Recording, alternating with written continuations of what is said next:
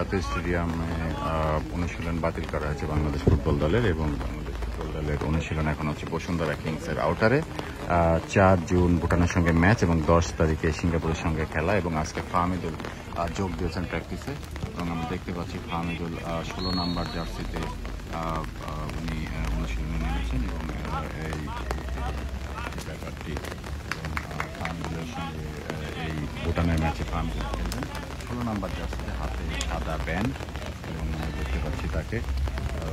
এছাড়া জামাল রয়েছেন, সবাই মোটামুটি সমিত সোম এবং হামজা চৌধুরী এখন এসে পৌঁছাননি বাংলাদেশে, এবং তারা খুব দ্রুতই আসবেন। বৃষ্টির মধ্যে করে তারা প্র্যাকটিস করছেন বসুন্ধরা কিংসে, এবং আমরা দেখতে পাচ্ছি যে ফাহমিদুল আজকে প্রথম বাংলাদেশ দলের সঙ্গে যোগ দিয়েছেন। এর আগে তিনি সৌদি আরবে প্র্যাকটিস করেছেন এবং একটি প্র্যাকটিস ম্যাচ খেলেছেন 16 নাম্বার জার্সি। আমরা দেখতে পাচ্ছি ফাহমিদুল 16 নাম্বার জার্সিতে তিনি বাংলাদেশের প্রথম প্র্যাকটিস করবেন বাংলাদেশের লোক। এর আগে তিনি দেশের বাইরে সেখানে তিনি খেলেছেন একটি প্র্যাকটিস ম্যাচ, এবং সেই প্র্যাকটিস ম্যাচকে নিয়ে অনেক কথা রয়েছে। তবে বাংলাদেশ ফুটবল দল কঠিন একটা সময়ের সামনে, তাই বৃষ্টি অপেক্ষা করেই বাংলাদেশ প্র্যাকটিস করছে।